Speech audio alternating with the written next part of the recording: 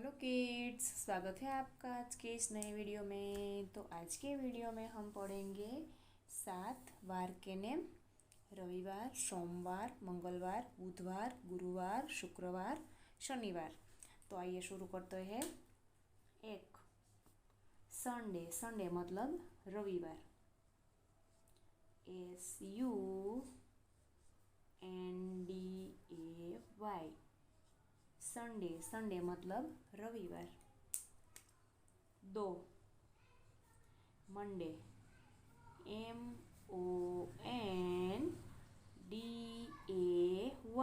Monday मतलब सोमवार।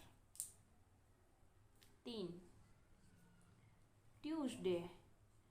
TUESDAY। Tuesday मतलब मंगलवार। 4 वेनसडे। वेनसडे मतलब बुधवार। WEDNESDAY। वेनसडे मतलब बुधवार। 5 थर्सडे। THURSDAY।